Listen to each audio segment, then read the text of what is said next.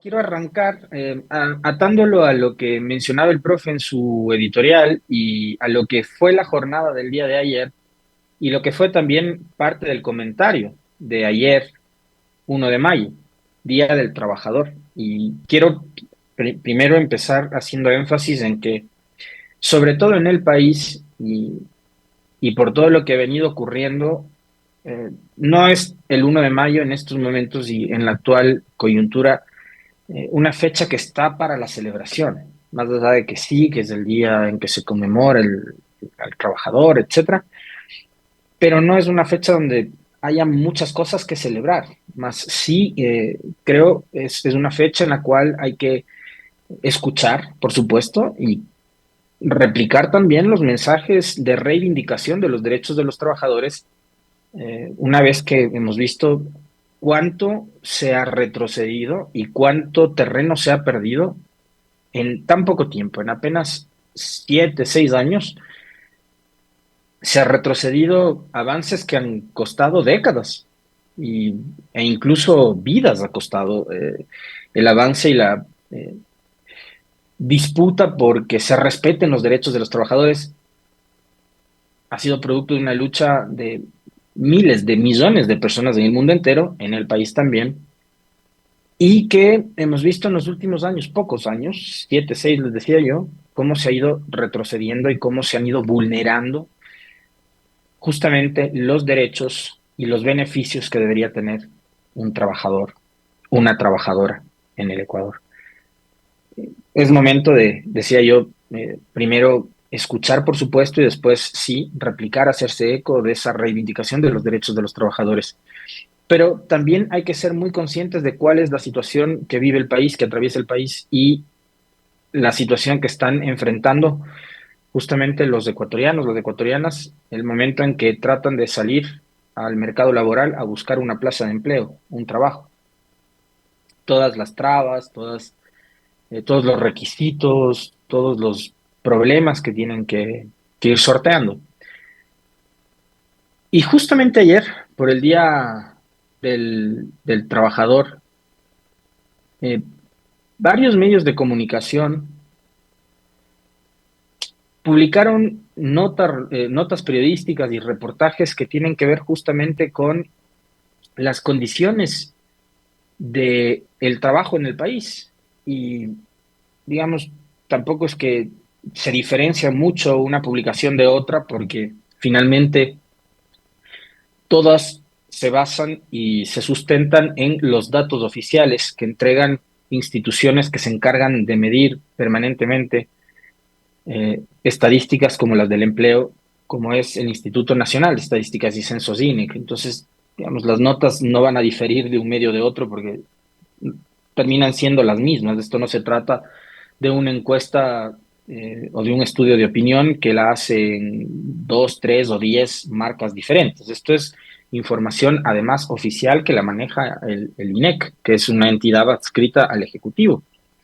Y la conclusión es que el desempleo se ha incrementado durante el primer trimestre de este 2024, y esto hay que tomar en cuenta muy a pesar de la millonaria campaña de publicidad que ha llevado adelante el gobierno del presidente Noboa, acompañada también de una serie de decisiones de carácter político como la aprobación de las famosas leyes urgentes que se las ha planteado como la gran solución para el desempleo en este caso. Y en general, en el país, algo que ayer, por ejemplo, decía una de nuestras invitadas, eh, que tiene que ver con el asunto laboral, y asimismo podríamos nosotros enfocarnos en lo que ha sucedido con eh, la situación de la crisis energética.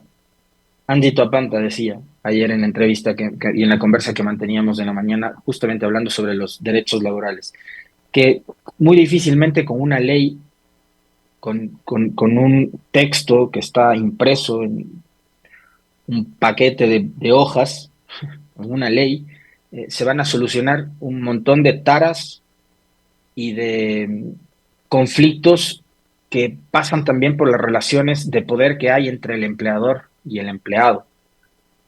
Y más todavía cuando, digamos, no hay una autoridad en el país, que debería ser el Ministerio de Trabajo a través de sus diferentes inspectores y funcionarios, que hagan cumplir justamente esas leyes. Eso nos decía ayer Andy Topan, que el Ministerio de Trabajo ha reducido sus capacidades operativas, que no tiene personal, que ni siquiera tienen vehículos para que los inspectores puedan salir a cumplir con su rol, a desempeñar sus funciones para hacer cumplir la ley. Entonces, si no hay quien haga cumplir la ley, en definitiva y en conclusión, no va a servir para nada. Lo mismo pasó con los apagones. Fíjense ustedes que el gobierno promovió como solución para enfrentar la crisis energética la famosa ley de competitividad energética, la famosa ley cero apagones. Y resulta que 2 meses después de la aprobación de la ley, el país tuvo que enfrentar jornadas con apagones en algunos lugares de hasta 30 horas, como pasó en Naranjal, en otras ciudades como Quito, como Guayaquil, a pesar de lo que implica la crisis que implica eso, han sido ciudades que han pasado durante jornadas de 8 o 9 horas sin luz. Entonces, una ley no garantiza nada más allá de lo que está escrito y el papel aguanta todo. El problema es cómo haces para que se cumpla lo que está en el papel. Yo por eso siempre suelo repetir, y a ustedes les consta, quienes son testigos que nos escuchan todos los días, que si fuera por una cuestión de cantidad de leyes, el Ecuador debería ser un país casi tan perfecto como los países nórdicos en Europa, ¿no? Si fuera por una cuestión de la cantidad de leyes que tenemos y de normativas para aplicar por área. Tenemos leyes para todo. El problema es que esas leyes simplemente no se cumplen. Entonces, en el caso del trabajo, ocurre exactamente lo mismo. Y muy a pesar de las tesis que quiera el gobierno promover a través de una campaña publicitaria millonaria, ya vemos también en esta semana, fue noticia de que el gobierno de Novoa ha firmado 2 contratos por $5 millones para publicidad. Por más que nos quieran convencer con una publicidad súper invasiva, a ratos hasta, digamos, puede ser bien hecha, llamativa, en fin, la realidad es distinta. Otra cosa es lo que no está en un spot, sino en el día a día, lo que le toca enfrentar a usted o lo que le toca enfrentar a sus hijas, a sus hijos, que a pesar de tener títulos de cuarto nivel, maestrías, salen a buscar una plaza de empleo y simplemente no la encuentran.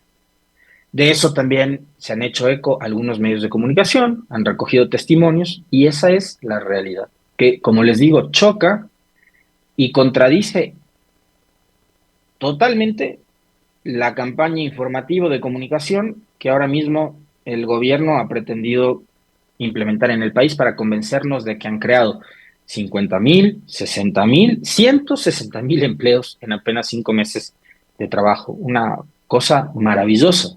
Y además, y esto en algún momento también fue motivo de comentario por parte nuestro, ni siquiera se han logrado poner de acuerdo entre el presidente nuevo, su equipo de comunicación y la ministra de Trabajo. Los tres, en diferentes momentos, dijeron cifras diferentes con respecto de la generación, supuesta generación de empleo durante el actual gobierno. Lo real es que en el primer trimestre del 2024 el desempleo en Ecuador cerró con una tasa de 4.1%, lo que representa un incremento de 0.3 puntos porcentuales frente a los primeros 3 meses del 2023. Según el gobierno, gracias a la Ley de Eficiencia Económica y Generación de Empleo, la Ley de Empleo Joven, que ofrece incentivos a las empresas para la contratación de jóvenes hasta el 13 de marzo, cerca de 64.000 jóvenes hasta 29 años habrían ingresado al mercado laboral. ¿Cuál es la realidad? Los indicadores laborales no muestran esa mejoría de la que habla el gobierno. Las 5 ciudades representativas en las que el Instituto de Estadísticas y Censos INEC hace las mediciones lo que demuestran es que hubo un incremento en el desempleo. Esas ciudades son Quito, Guayaquil, Cuenca, Machala y Ambato, capital de la provincia de Tungurahua, en donde Daniel Noboa es muy fuerte políticamente. Quito se mantiene como la ciudad con más desempleo, con una tasa de 8.8%. Le sigue Machala con 7.6%, capital de la provincia del Oro. Sin embargo, la ciudad donde más subió el desempleo fue Ambato, pasando de 4% en el primer trimestre del 2023 a 5.5% en el mismo periodo de este año. Con una tasa de 55.7%, Cuenca fue la ciudad donde más cayó el empleo adecuado, tomando en cuenta que para el primer trimestre del 2023 estaba en 59%. Las personas con empleo adecuado laboran 40 horas de la semana y reciben al menos un salario básico, que al momento es de $460, y entenderíamos también, están afiliados al IES, tienen beneficios como el pago de los décimos y vacaciones, ¿no? La segunda ciudad donde más disminuyó la tasa de empleo adecuado fue Quito, pasando de 58.1 a 56.4, lo que muestra una caída de 1.7 puntos porcentuales. Mientras tanto, en ciudades como Machala, Ambato y Guayaquil subió el empleo adecuado, pero en una proporción mucho más baja. Le agradezco al economista Juan Pablo Jaramillo que ayer, a propósito del Día del Trabajo y del comentario que hacíamos ya casi cerrando este tema, me compartió unos datos que tienen que ver con respecto de la cantidad de afiliados que actualmente tiene el Instituto de Seguridad Social y que es un tema súper importante además porque justo en la coyuntura esta de la conmemoración del Día del Trabajador, hemos visto como país y hemos sido testigos de las declaraciones del presidente del directorio del IES, del señor Peña, en una entrevista con Carlos Vera, en donde él manifestaba que su teoría y la iniciativa de él como representante del gobierno, además, al frente de la seguridad social, es que para lograr un incremento de las pensiones jubilares, que fue, ojo, una oferta de campaña del señor Novoa, recuerden todos ustedes que cuando él era candidato y ofrecía, como suele pasar en este país, eh, que él iba a convertir al Ecuador en un paraíso, entre una de las tantas cosas que ofreció, el Plan Fénix para seguridad, por aquí, por allá, el empleo joven, ofreció el incremento de las pensiones jubilares, cosa que en estos 5 meses todavía no ha cumplido. ¿Y cuál es la tesis que maneja el representante del gobierno en el IES? Que para aumentar las pensiones se necesita aumentar el número de aportaciones, lo que implica aportar también los años de afiliación del trabajador al IES. Es decir, que usted trabaje no un año más ni dos, sino hasta 10 años más, hasta los 70 años, cuando en el Ecuador entendería que ahora mismo la expectativa de vida de un ciudadano o ciudadana está entre 76 y 78 años, me parece.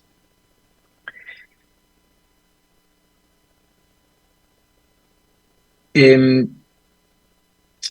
tenemos que entre noviembre y diciembre del 2023, el Instituto Ecuatoriano de Seguridad Social tenía entre 3.439.400 afiliados, redondeando los números, y 3.424.300 afiliados. Para enero del 2024, esa cifra que en diciembre estaba en 3.424.000 ya se redujo a 3.406.000.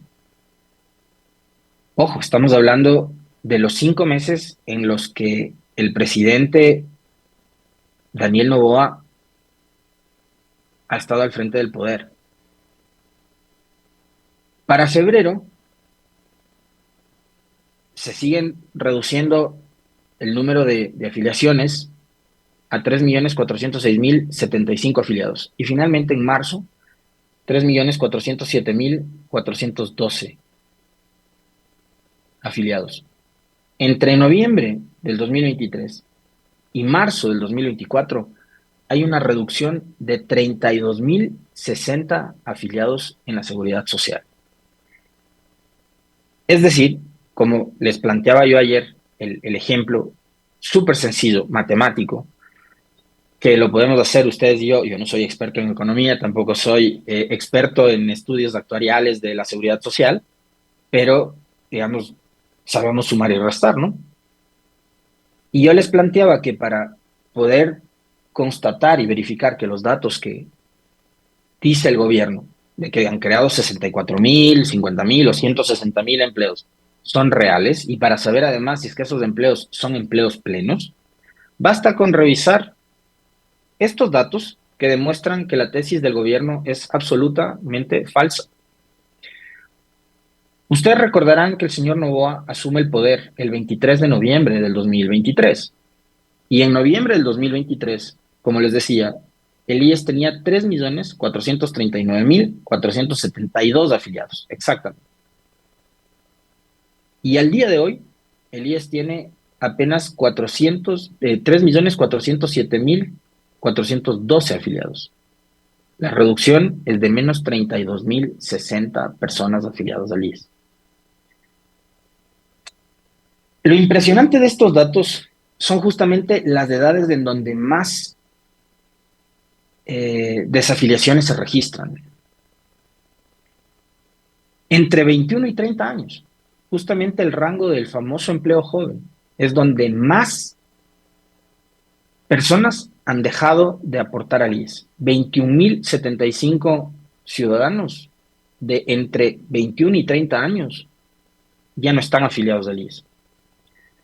Le siguen los del rango de edad que van de 31 a 40 años. Son 10.212 personas que dejaron de aportar al IES.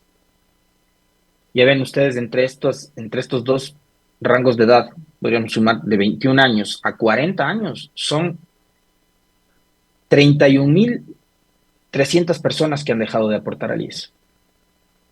El empleo joven. No hay tal. No hay tal.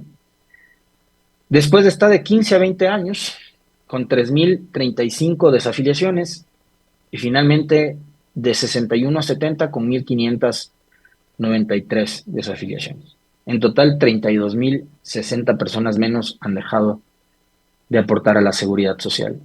Y un ejercicio muy básico de matemáticas, como les decía, para saber qué tan reales, qué tan ciertas, qué tan veraces son las cifras que pretende el gobierno vender con respecto de el incremento de las plazas de empleo y el denominado empleo joven. Simplemente revisando estas cifras de las afiliaciones al IES, no hay tal. No hay creación de empleo, y lo que hemos visto, como leíamos también en las notas que han recogido las cifras que ha entregado el INEC en los últimos días, lo que ha experimentado el país, todo lo contrario a lo que es la tesis oficial, es que el desempleo se incrementó.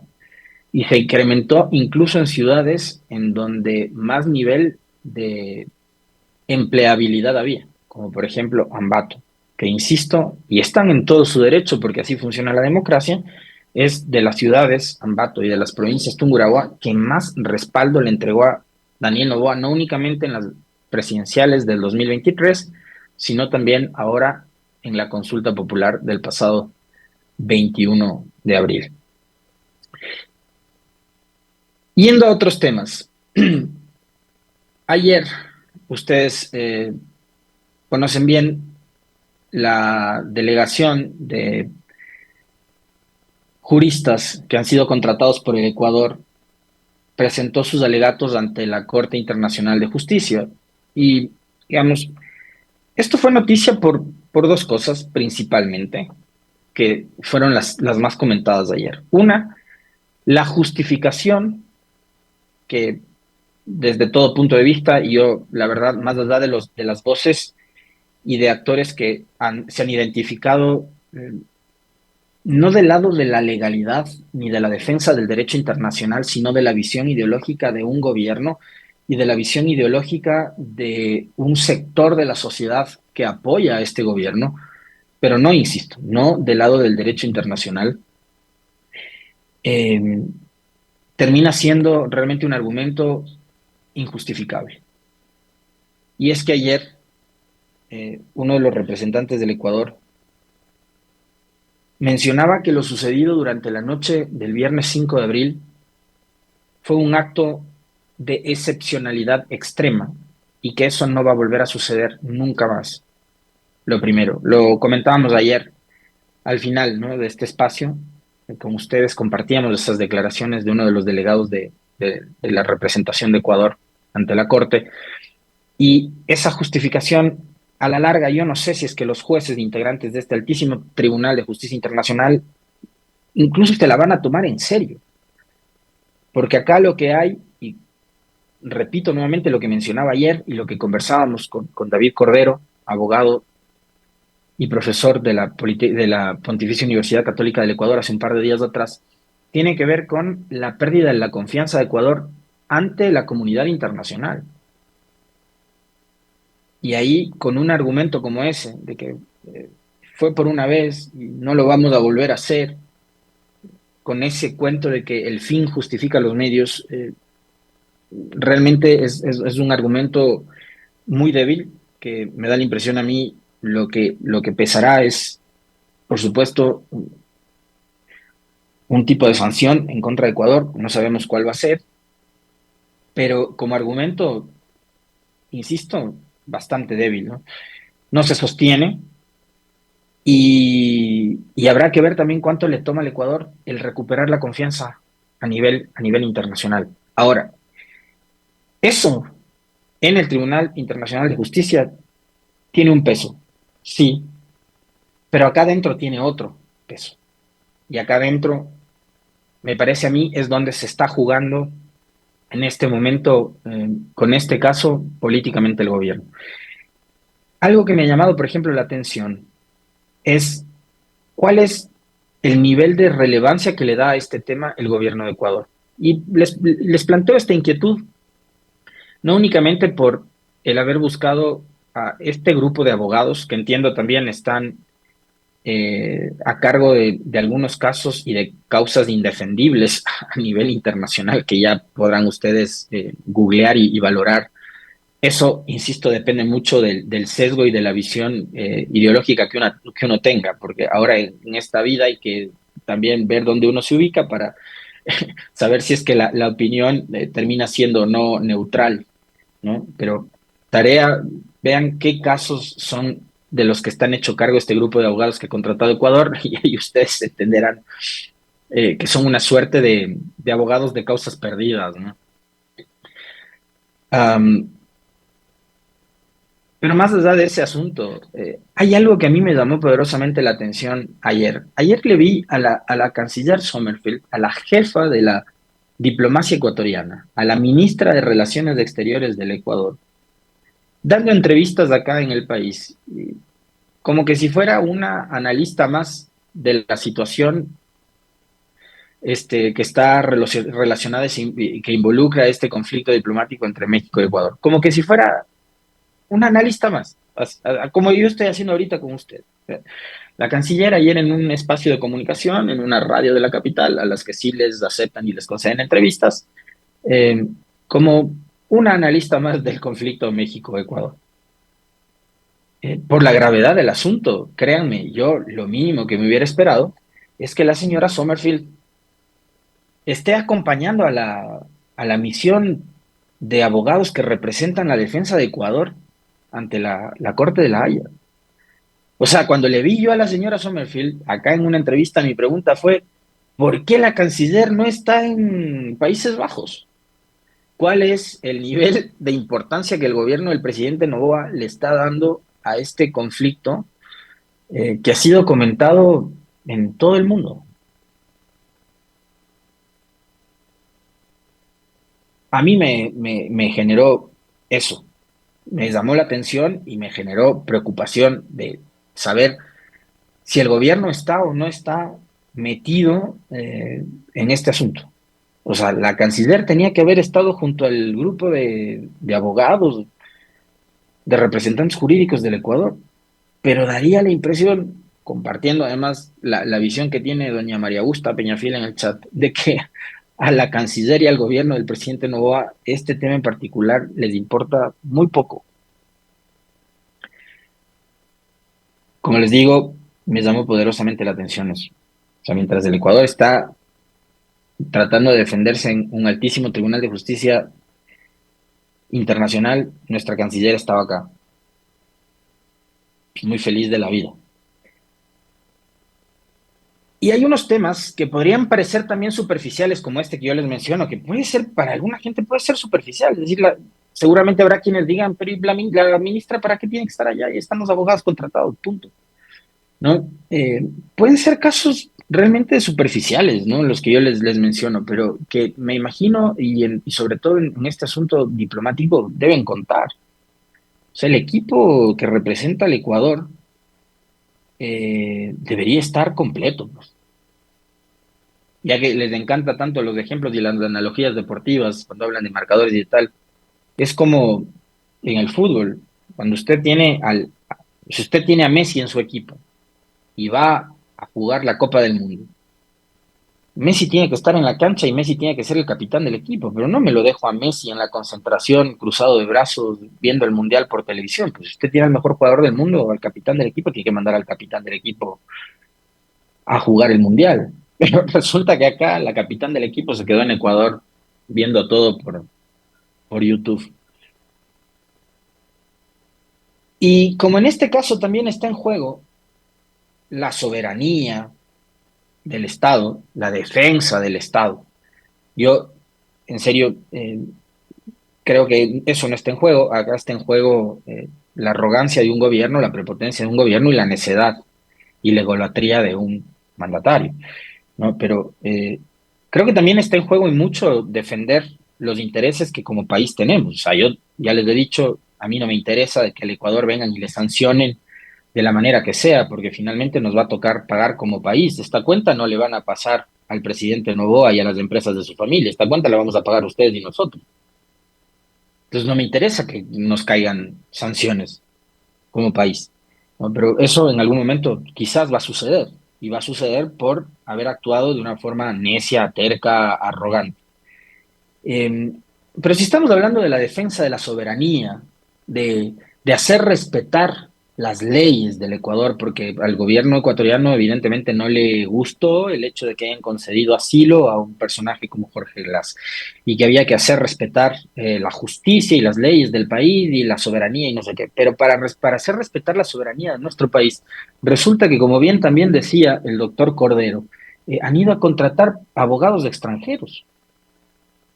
Y si ustedes quieren profundizar más, incluso uno de los abogados es peruano, que yo no tengo ningún tipo de, de resistencia a la nacionalidad de quien sea. Yo no soy xenófobo, pero si están defendiendo la soberanía del país, digo, en este Ecuador no hay universidades que tienen escuelas de derecho internacional.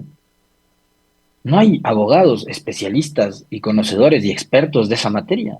Claro que hay. ¿Y por qué no contrataron, incluso si estamos hablando de un asunto de respeto a la soberanía, al Estado de Derecho, a la justicia de Ecuador, por qué no contrataron abogados ecuatorianos para que sean los que nos defiendan? ¿Por qué el ridículo que estamos haciendo, que además no sabemos ni siquiera cuánta plata nos va a costar, ¿ya? Lo hacíamos con abogados ecuatorianos, por último. Y ayer yo les manifestaba, por un lado, el titular este de que el asalto violento, arbitrario, ilegal, violentando lo que dice el derecho internacional por parte del gobierno de Ecuador, de su fuerza pública, ingresando con personal armado, encapuchado, a una misión diplomática de un país amigo, eh, ha sido una excepcionalidad extrema que no se va a volver a repetir, fue un titular. El otro titular tiene que ver con la supuesta solicitud de la Embajada de México para que en Ecuador aterricen dos aeronaves y de no saber quiénes iban a acompañar a la embajadora Raquel Serur en esas aeronaves. Pero yo quisiera reflexionar con ustedes sobre un asunto básico, elemental, para lo cual no necesitamos ser ni ustedes ni nosotros expertos en derecho internacional. Simplemente nos basta con tener un calendario en la mano. El argumento del abogado Crosato, me parece que es el apellido, Alejandro Crosato, el nombre, peruano de nacionalidad, es de que había este riesgo de fuga de Jorge Glass de la Embajada de México. Primero, recordarán ustedes, decían, la tesis era que Glass se iba a escapar en el baúl de un vehículo diplomático. Eso finalmente nunca pasó y con los videos que compartió el gobierno mexicano y Andrés Manuel López Obrador en una de sus intervenciones ante los medios, se veía cómo a Glass lo sacaban arrastrándolo dentro de la embajada, de la casa, de alguna de las habitaciones. Seguramente él pernoctaba, descansaba, estudiaba, qué sé yo. No lo sacaron nunca del baúl de un vehículo, lo sacaron de adentro de las instalaciones de la Embajada de México, del edificio. Entonces, la primera tesis de que se iba a fugar supuestamente y de que el riesgo de fuga a través del baúl de un vehículo, falso. Ahora, la tesis es de que el gobierno de México había pedido autorización para que aterricen en suelo ecuatoriano dos aeronaves. En un principio, un error de traducción decía helicópteros, lo cual es imposible por varias razones. La Embajada de México en Ecuador, primero, no tiene helipuerto. En la zona donde está ubicada está repleta de edificios, de hoteles. Va a ser muy, muy complejo que un helicóptero aterrice en el patio de la embajada, pues, ¿no? Excepto que pidan prestada la cancha del Olímpico Atahualpa para que se parquee ahí el helicóptero, ¿no? Pero eso era una tontería. Se prestó mucho para la burla, para los memes, pero si no le gustó la comparación con Messi, póngale otro nombre, póngale Ronaldo o póngale el jugador que le guste. Eh, pero hablaban de las aeronaves y la solicitud.